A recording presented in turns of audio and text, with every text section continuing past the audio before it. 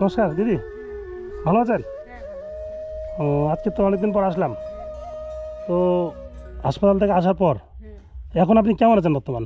এখন বর্তমান আছি, ভালোই আছি। বন্ধু এই যে এই জায়গাটা একটু সেলাই ছিল, একটা সেলাইটা পাইকে গেছে, পাইটা যাওয়ার পরে সুতোটা কাইটে দিয়েছে ডাক্তারবাবু।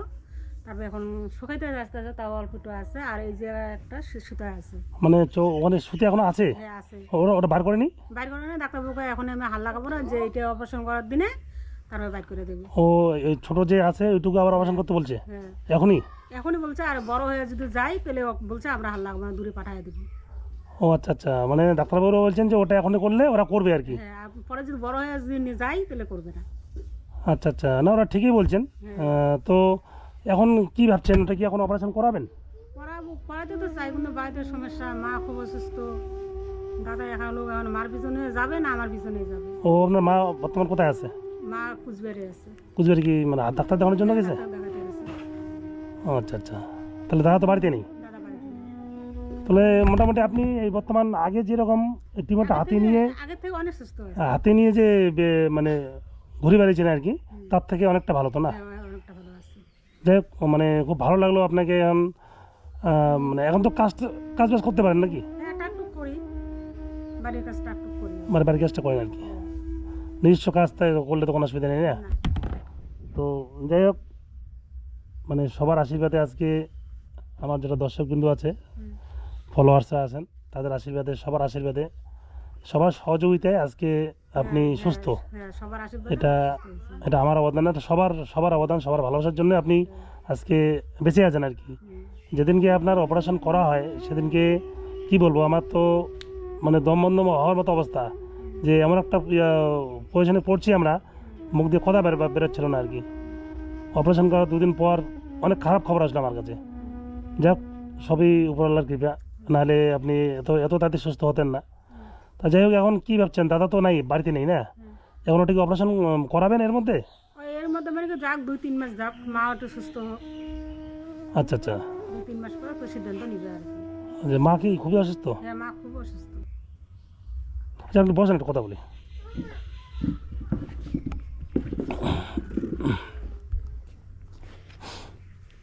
তাহলে আপনার এই বাড়িতে কজন বর্তমান ফ্যামিলি আপনি আছেন এখানে? 5 জন।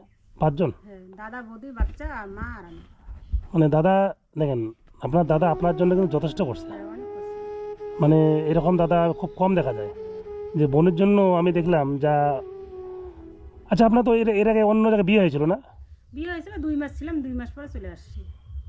মানে 2 মাস পর, 2 মাস সংসার করার পর চলে আসলেন? হ্যাঁ। আচ্ছা, আপনার যে আমার জামাইবাবু আর কি, যে ছিল, কীরকম ছিল? উনি 200 গন্ধ ছিল আর কি। ও, মানে ওনারও দুটো চোখ অন্ধ ছিল? হ্যাঁ। মানে আর্থিক অবস্থা সেরকম ছিল না, না? না। আচ্ছা আচ্ছা, মানে বাড়ি কোন জায়গায় ছিল? বৈরাতি, 4 নম্বর। চান্দামারি ওইদিকে বাড়ি ছিল আর কি। উনি কি এখন আছেন? জানি না। ও, মানে যোগাযোগ নেই আর না, কি? কিচ্ছু নেই। আচ্ছা আচ্ছা, তারপরে তখন থেকে দাদার এখানেই আছেন? হ্যাঁ, দাদা। তাহলে আজকে দাদা আপনাকে যথেষ্ট হেল্প করতেছে, হ্যাঁ। যে আপনাকে দেখছে, তারপরে এই যে চিকিৎসার জন্য বা হাসপাতাল যে যাওয়া আসা যে হারে করছেন উনি, আমি দাদা হলে করতোই না। অনেক মানে অসংখ্য ধন্যবাদ দিতে আপনার জন্য যা করছে আর কি। যথেষ্ট মানে পরিশ্রম করছেন। ওই দিন আমরা মানে মানে আমি তো প্রতিদিনই হাসপাতাল গেছিলাম, আপনি তো ভিতরে দেখা করতে পারিনি। যাই হোক, আজকে সবার আশীর্বাদে আপনি সুস্থ এখন। তুমি দাদা, তুমি সাহায্য করছো, ওই যে রহিদুল দাদা। হ্যাঁ, তারপর ওই যে সাংবাদিক দাদা রশিদুল্লাহ, উনিও আজকে, ওনার জন্য হয়তো আমরা আপনার খবরটা পেয়েছি। করছে। হ্যাঁ, ওনার জন্য আপনার খবরটা আমরা পেয়েছি, আর ওই খবরটা না পেলে আপনি আজকে ওই ওই অবস্থায় থাকতেন। তা ওই এর আগে ওই টিউমারটা নিয়ে হাসপাতালে গেছিলেন কি? এমনি এই যে কয়দিন পর ঘা হইতো, ঘাওয়ার ব্যাপারে গেছিলাম। মানে হাসপাতাল কর্তৃপক্ষ কোনো মানে তখন কিছু গুরুত্ব দেয়নি না? না, এমনি ওষুধ দিছিল, ঘাওয়ার জন্য ওষুধ দিছিল, প্রাইভেটে দেখাইছিলাম। তো যখন ব্যাপারটা পুরো ভাইরাল হয়ে গেল, তখন সবাই মানে সহযোগিতা হাত বাড়িয়ে সবাই দিলেন। সাহায্য করছে। এইদিকে নিশ্চিতগঞ্জে দেবাশিস বাবু, উনি তো অক্লান্ত পরিশ্রম করছেন। উনি তো যাওয়া আসা থাকা সব প্রচণ্ড পরিশ্রম করছেন। যাই হোক, ওনাকে অসংখ্য মানে ধন্যবাদ দিলে ভুল হবে, ছোট করা হয়। উনি ভালো থাকুন ভগবান আশীর্বাদে। তো আজকে আমি আসলাম, আমাকে অনেকে ফোন করছেন, হ্যাঁ, যে দাদা ওই দিদির কোনো ভিডিও পাচ্ছি না, দিদিটি কেমন আছে বর্তমান। সবার জন্য আজকে আমি আসলাম যে দিদির একটা খোঁজখবর নিয়ে যাই। আমি পয়লা বৈশাখের আগে আসার কথা ছিল, আমারও শরীরটা ভালো না, গলাটা মানে একটু বসে গেছে, অনেক কারণে আসতে পারিনি। যাই হোক আজকে আমি আসলাম, মানে দর্শকবৃন্দকে আবার ভিডিওটা আমি হ্যাঁ দেখি। দেবো আর কি, যে সবাই দেখুক যে আপনি কেমন আছেন। আপনার জন্য কিন্তু প্রচুর লোক, মানে কোটি কোটি লোক মানে ভিডিওটা দেখেছেন। মানে কি বলবো, সবাই এত আশীর্বাদ না দিলে আপনি মানে সুস্থ হতে পারতেন না আর কি। তো যাই হোক আজকে আপনার জন্য আমি এই পয়লা বৈশাখের আগে তো আসার কথা ছিল, একটা ছোট্ট একটা উপহার নিয়ে আসি, দাঁড়ান, নিয়ে আসি।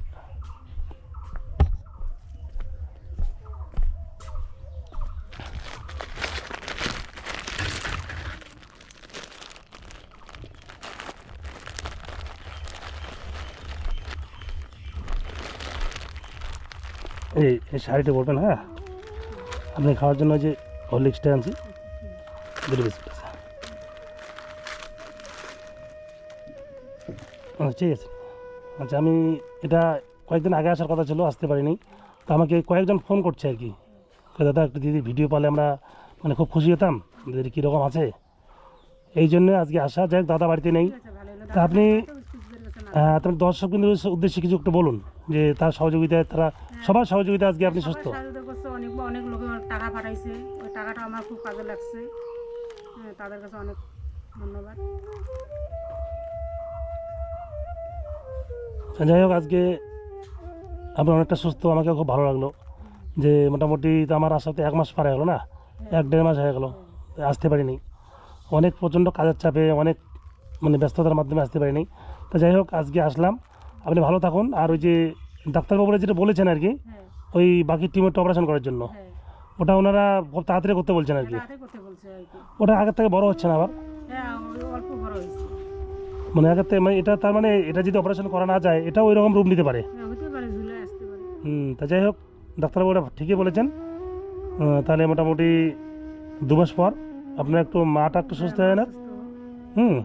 তো 2 মাস পরে আপনারা, আমি আসবো, অবশ্যই আসবো, ঠিক আছে, মানে যখন তো হাসপাতালে যাবেন আমাকে ফোন করবেন, ঠিক আছে। আমি আসবো, চেষ্টা করবো। সবার সঙ্গে যোগাযোগ করে তারপর। হ্যাঁ হ্যাঁ, আমরা আবার দরকার হলে এইটার ব্যাপারে আবার যাব, হাসপাতালে যাব, যেহেতু ডাক্তারবাবুরা বলেছেন তাতে কোনো অসুবিধা নেই। হ্যাঁ, ডাক্তারবাবু কী বলেছেন ওখানে, এটা কি অপারেশন করার আবার ওখানে থাকতে হবে না? হ্যাঁ, বলছে না যে মা, দাদা বলছিল যে মা বাড়িতে খুব অসুস্থ। ডাক্তারবাবু বলছেন যে অবশ্য আগের দিন আসে রিপোর্ট করে তারপরে তারপর দিন বৃহস্পতিবার রিপোর্ট করতে বলছে, শুক্রবার অপারেশন করে থাকতে লাগবে ওখানে, হ্যাঁ, সঙ্গে সঙ্গে ছুটি দিয়ে দেবে, কোনো রিস্ক হবে না। মানে ওখানে অপারেশন করার পর ওখানে থাকার দরকার নেই আর, না, ওই দিনকে শুধু ছুটি হয়ে যাবে। তাহলে এটা তাড়াতাড়ি অপারেশন করা যায়, কোনো অসুবিধা নেই, তাই না? এই যে মা আসুক, মাকে নিয়ে ট্রিটমেন্ট করছে। আচ্ছা মার সমস্যাটা কী হয়েছে, কি? মার সমস্যা এই যে ডাইন সাইডে না পাথর হয়েছে, আচ্ছা, আচ্ছা। কিডনির ভিতরে। ডাক্তারবাবুরা বলছে যে আগে জলপাইগুড়িতে দেখাইছিল, সেখানে বলছে যে নির অপারেশন হবে না, জ্ঞান ফিরবে না। আচ্ছা আচ্ছা, ওই বস্তা উন্নত ওষুধ খাওয়া, যেটা ছোটো ছোটো পাথরগুলো ছিল ওইটা নাই, এখন বড় পাথরটা আছে, 14 mm পাথর আছে এখনো পেটে। ওই পাথর থেকে আচ্ছা। সমস্যা না, আরও অন্য কিছু আছে পেটে, কিছু খাইতে পারে না, কিছু খাইলে হজম শক্তি নাই। মানে ওটা দেখানোর জন্য গেছেন আর কি। এটা দেখানোর জন্য গেছে। আমার যে অনিল ডাক্তারবাবু, তিনি আলট্রাসাউন্ড রিপোর্ট লিখে দিছে, রিপোর্ট করতে গেছে।